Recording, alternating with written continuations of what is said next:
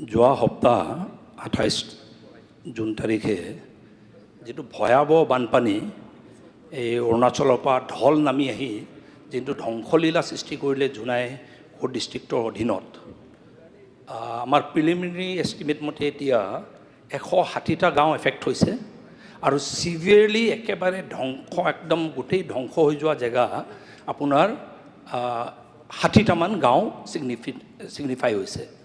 অধ্যক্ষ মহোদয়, আপুনি যিটো ধ্বংস হৈছে তাৰ অনুমানটো আপুনি ভাবি চাওক।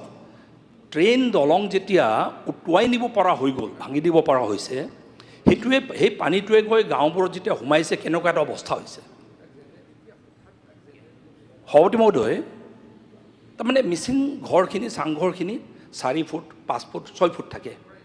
এই চাংঘৰলৈকে আপোনাৰ যেতিয়া জাবৰ জোঁথৰ কুণ্ডা লৈ যেতিয়া গাঁওখনত সোমাই একেবাৰে ধ্বংসলীলা সৃষ্টি কৰিছে, আপুনি ইমাজিন কৰি চাওক কেনেকুৱা এটা ধ্বংসাত্মক কাৰ্যসূচী হৈছে। আৰু এইটোত তাৰমানে মানুহৰ ঘৰ শেষ হৈ গৈছে।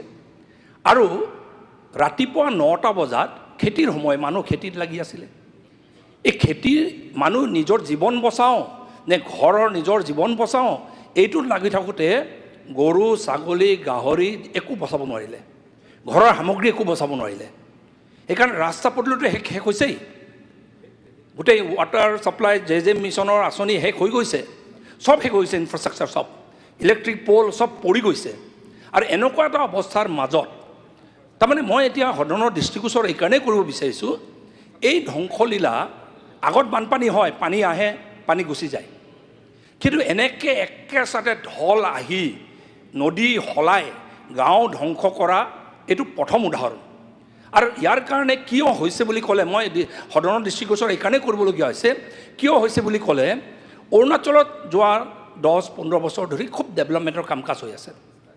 ৰাস্তা ডেভেলপ হৈছে, হ'ব লাগে, তাত বৃহৎ নদী বান্ধবোৰ নিৰ্মাণ হৈছে, হ'ব লাগে। এতিয়া প্ৰব্লেমটো হৈ গ'ল যে এই কামবোৰ কৰোঁতেই হিল পাহাৰ কাটি যেতিয়া হিল এক্সকাভেট কৰে, গোটেই পাহাৰবোৰ লৰাই পেলাইছে। আৰু পাহাৰবোৰ লৰাৰ কাৰণে গোটেই পাহাৰ একেচাতে লগত নামি আহে। আগত আমাৰ নদীবোৰ দ আছিলে, চিমেণ্ট নদী, ডিকাৰী নদী, লেকু চিলে নদী, আমাৰ ডেপি নদী, এই নদীবোৰ আমাৰ দ আছিলে, গৰাবোৰ বহুত ওখ আছিলে। এতিয়া লাহে লাহে 10 বছৰ এইটো আমাৰ মথাউৰিও দৰকাৰ নাছিলে তেতিয়া।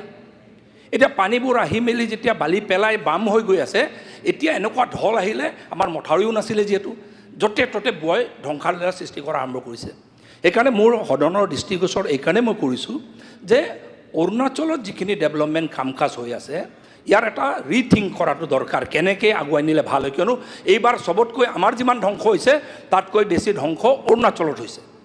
এইকাৰণে অৰুণাচলৰ যিখিনি ডেভেলপমেণ্ট প্লেন, এইটোক অলপ অৰুণাচলৰ টপ'গ্ৰাফি, অৰুণাচলৰ যিটো আপোনাৰ পাহাৰৰ যিটো অৱস্থান, এইবোৰ চাই মেলি প্লেনিং কৰি, আৰু অৰুণাচলত যেতিয়া ধ্বংসলীলা হ'ব আমাৰ ইয়াত পানীটো আমাক মাৰিব, তো আমিও এইকাৰণে ভুক্তভোগী। চ' এইকাৰণে দুটা ষ্টেটে মিলি গোটেই কাম কাজবোৰ কৰিব পৰাকৈ চেণ্ট্ৰেল গভৰ্ণমেণ্টৰ হস্তক্ষেপ বিচাৰিছোঁ। আৰু মই আজি অসমৰ মুখ্যমন্ত্ৰী, মাননীয় মুখ্যমন্ত্ৰী ডাঙৰীয়াক মই ধন্যবাদ জ্ঞাপন কৰিছোঁ।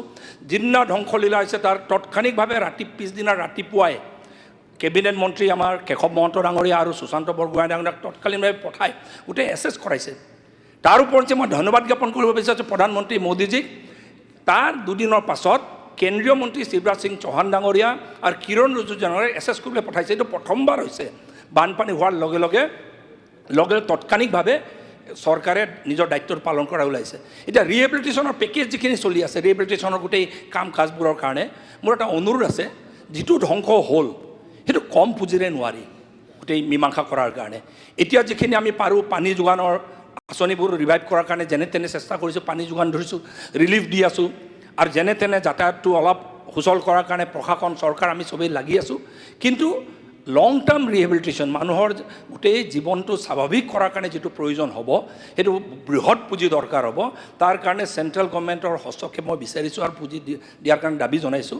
আৰু 3 নম্বৰ কথা, এই যে এতিয়া নদীবোৰ এতিয়া যেনেকৈ এটা গতি সলাই পেলাইছে, অতি সোনকালে তাত মথাউৰি দি ষ্ট্ৰেংথেন কৰি বেংক প্ৰটেকশ্যন প্ৰগ্ৰাম লৈ মথাউৰি বনাই নদীৰ গতিটো সলাব নোৱাৰাকৈ এনেকুৱা বানপানী আহি থাকিব এতিয়া যিটো হৈ আছে, বছৰে বছৰে আহিব, আৰু এনেকুৱা ঢলো আহি থাকিব এতিয়া।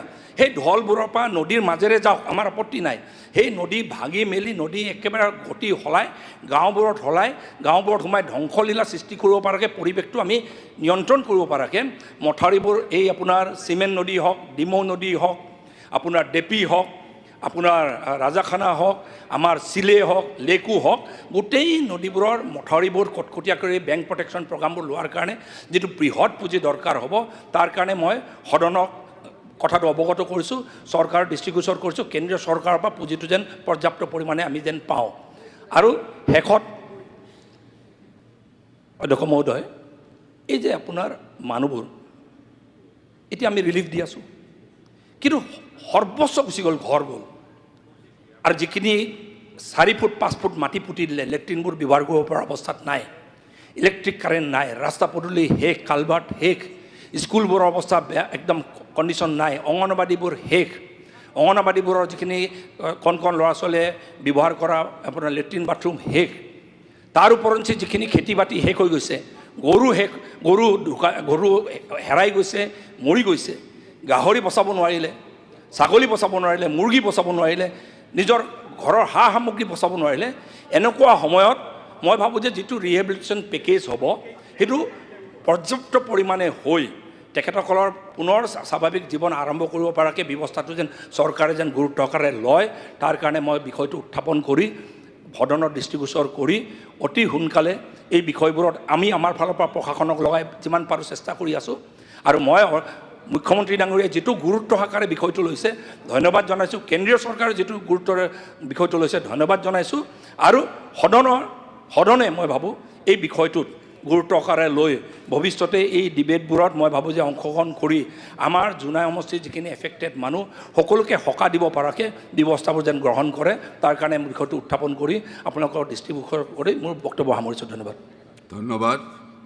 মাননীয় সদস্য শ্ৰী ভুৱন পেগু ডাঙৰীয়াই যি মন্তব্য সদনত উত্থাপন কৰিছে, এইটো খুব চিৰিয়াছ মেটাৰ।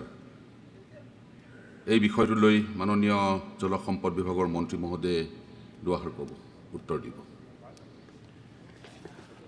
মাননীয় সদস্য ভুৱন পেগু ডাঙৰীয়াই আমাৰ বানক লৈ যিখিনি কথা আমাৰ সদনক অৱগত কৰিলে, এইটো অতি চিন্তিত বিষয়। বিষয়টো এইকাৰণেই চিন্তিত, প্ৰথমে হ'ল আমাৰ অসমৰ যিকেইখন নদীয়ে এই সময়ছোৱাত ফ্লেছ ফ্লাডৰ জৰিয়তে নদী কাষৰীয়া অঞ্চলত একেবাৰে বিধ্বংসী এটা পৰিৱেশ সৃষ্টি কৰিলে, যিটো আজি বৰ্ণনাব আচলতে নোৱাৰি। নিজে যদি নেদেখে তেতিয়াহ'লে সেইটো বৰ্ণনাব নোৱাৰি। দ্বিতীয় কথাটো হ'ল যে এই সমস্যাটো একেবাৰে অসমৰ মাজেদি গৈছে, কিন্তু সমস্যাটো উদ্ভাৱন হৈছে অৰুণাচলত। আৰু অৰুণাচলত এই সমস্যাটো উদ্ভাৱন এইবাৰ যদি হৈছে, ভৱিষ্যতে নহ'ব তাৰো কোনো নহ'ব, তাৰ কোনো কথা নাথাকে। সেইকাৰণে আমি ডাউনষ্ট্ৰীম ছিষ্টেমটোত আমি কিমান পাৰ্মানেণ্টলি আমি প্ৰটেকশ্যনৰ লগতে মথাউৰিসমূহ নিৰ্মাণ কৰি যাতে আমি ডাউনষ্ট্ৰীমত থকা মানুহৰ জীৱন আৰু সম্পত্তি ৰক্ষা কৰিব পাৰোঁ, তাৰ বাবে ইতিমধ্যে আমি কাম কৰিবলৈ আৰম্ভ কৰিছোঁ। তাৰ বাবে মই ভুৱন পেগু ডাঙৰীয়াক আৰু সাংসদ প্ৰধান বৰুৱা ডাঙৰীয়াক ধন্যবাদ জনাম যে যেতিয়া আমি যোৱাৰ আগদিনাখনৰ গোটেই ৰাতিলৈকে, গোটেই ৰাতিটো, গোটেই দিনটো তেওঁলোকে ৰাইজৰ মাজত থাকি জিলা প্ৰশাসনৰ যোগেদি নিৰাপদ স্থানলৈ ৰাইজক উলিয়াই লৈ আনিলে। বহু পশুধন আমাৰ নষ্ট হৈছে, লাইভ ষ্টক বহুত নষ্ট হৈছে, সেইখিনি এতিয়ালৈকে আয়ুক্তৰ পৰা আৰম্ভ কৰি আমাৰ বিভাগীয় কৰ্তৃপক্ষসকলে তাৰ যা যোগাৰ কৰিছে যে কিমানখিনি আমাৰ নষ্ট হ'ল। কিন্তু মই মাননীয় মুখ্যমন্ত্ৰী ডাঙৰীয়াক ধন্যবাদ জনাম যে এই ধৰণৰ ডিভাষ্টেটিং এটা পৰিৱেশত অকল এজন মানুহৰ এতিয়ালৈকে জীৱন ক্ষতি হৈছে, তাকো তেওঁ সেই সময়ত নদীত যথেষ্ট সংখ্যক কাঠ আহিছিলে, সেই কাঠ ধৰিবলৈ যাওঁতে এজন মানুহ এতিয়ালৈকে বিচাৰি পোৱা নাই। তাৰোপৰি কিন্তু নদীৰ পাৰকেইটা মই আগৰ জলসম্পদ মন্ত্ৰীক ধন্যবাদ জনাম যে তেওঁলোকে যিটো জিঅ' টিউবৰ যোগেদি নিৰ্মাণ কৰিলে, সেই জিঅ' টিউবৰ যোগেদি আমাৰ একেবাৰে যিখিনি নদীয়ে বেছি ধ্বংস কৰিছিলে, এটা সময়ত ভয়াৱহ পৰিৱেশ সৃষ্টি কৰিছিলে, সেই নদীসমূহত এতিয়া নাই। কিন্তু এতিয়া আমি যি 4-5খন নদীৰ কথা কোৱা হৈছে, সেই 4-5খন নদীক লৈ আমি মাননীয় মুখ্যমন্ত্ৰী ডাঙৰীয়াক জনাইছিলোঁ। তেতিয়া আমাৰ কেবিনেট মন্ত্ৰী আমাৰ মহন্ত ডাঙৰীয়াও গৈছিলে। আৰু তাৰপিছতে এদিনৰ পিছত যেনেধৰণে ক'লে যে আমাৰ কেন্দ্ৰীয় মন্ত্ৰী শিৱৰাজ সিং চৌহান ডাঙৰীয়া আৰু কিৰেণ ৰিজিজু ডাঙৰীয়া আহিলে, তেওঁলোকে আমাৰ ৰঙানদী বান্ধৰ পৰা আৰম্ভ কৰি আমাৰ যিডোখৰ জোনাইৰ ওপৰত গোটেইখিনি পৰিভ্ৰমণ কৰি আমাৰ ক্ষয় ক্ষতিৰ কাৰণে আমাৰ ইয়াতে মাননীয় কৃষি বিভাগৰ মন্ত্ৰী মই আৰু কেশৱ মহন্ত ডাঙৰীয়া আমি গোটেই তিনিজনে তেখেতৰ লগত বহিলোঁ আৰু আজি সকলোতকৈ ভাল কথা এটা ভাল খবৰ যে আজি হাই লেভেল এটা টীম এতিয়া আমাৰ সেই অঞ্চললৈ পৰিভ্ৰমণ কৰিছে আৰু আমাক জনাইছে যে আমাৰ জলসম্পদ বিভাগটোত যিমানখিনি কাৰণে ভৱিষ্যতে কাম কৰিলে এনেধৰণৰ বিপদত আমি পৰিব নালাগে তাৰ বাবে আজি তেওঁলোকে এছেছমেণ্ট এটা আৰম্ভ কৰিছে তাৰ বাবে মই মাননীয় মুখ্যমন্ত্ৰী ডাঙৰীয়াকো ধন্যবাদ জনাইছোঁ আমাৰ মাননীয় প্ৰধানমন্ত্ৰী নৰেন্দ্ৰ মোদী ডাঙৰীয়া বিশেষকৈ গৃহমন্ত্ৰী অমিত শ্বাহ ডাঙৰীয়া তেওঁলোকৰ তৎপৰতাত এই আমাৰ একেবাৰে কিমান আজি এসপ্তাহৰ ভিতৰত এনেধৰণে এছেছমেণ্ট হোৱা আমি আগতে দেখা পোৱা নাযায় আৰু মই ভাবোঁ যে আমাৰ ভাৰত চৰকাৰে যিখিনি আমাক সহায় কৰি দিব আৰু অসম চৰকাৰৰ জলসম্পদ বিভাগ বা আন আন বিভাগৰ যিবিলাক আমাৰ কাম কৰিব পৰা যিখিনি আমাৰ ক্ষমতা আছে সকলোৱে মিলি লৈ অনাগত সময়ছোৱাত এনেধৰণে অৰুণাচলত হোৱা ক্লাউড ব্ৰাষ্ট বা ফ্লেছ ফ্লাডৰ যোগেদিও আমাৰ অঞ্চলত যাতে আমাৰ জীৱন আৰু সম্পত্তি সুৰক্ষিত কৰি ৰাখিব পৰা যায় তাৰ বাবে আমি কেন্দ্ৰীয় চৰকাৰৰ লগত যোগাযোগ কৰি খুব কম দিনৰ ভিতৰত আমাৰ কৰিবলগীয়া গোটেই অৱস্থা যিখিনি পৰিৱেশ যিখিনি নিৰ্মাণ কৰিবলগীয়া আছে সকলোখিনি আমি নিৰ্মাণ কৰি উঠি আমাৰ এই অঞ্চলটোৰ ৰাইজক আমি সকাহ দিব পাৰিম মই এই সুযোগতে পুনৰ ভুৱন পেগু ডাঙৰীয়া আৰু প্ৰধান বৰুৱা ডাঙৰীয়া সাংসদ দুইজনক এইকাৰণেই ধন্যবাদ জনাম যে সকলোতকৈ আগতে তেওঁলোকে যুঁজি আজি সকলোৰে জীৱন সম্পত্তিত যথেষ্ট জীৱন আজি তেওঁলোকে ৰক্ষা কৰিবৰ কাৰণে সক্ষম হ'ল আৰু মই আকৌ এটা অনুৰোধ জনাওঁ শেষত যে আজি আমাৰ তাত যিসকল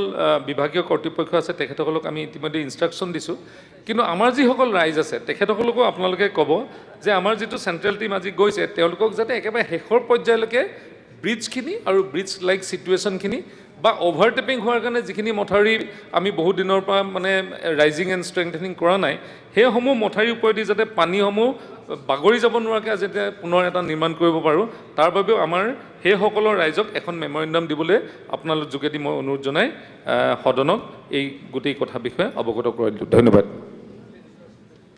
অধ্যক্ষ মহোদয় মন্ত্ৰী মহোদয়ৰ যিখিনি ইয়াত দৃষ্টিগোচৰ কৰিছে আমাক সদনক যিটো উত্তৰ দিছে মই ধন্যবাদ জ্ঞাপন কৰিছোঁ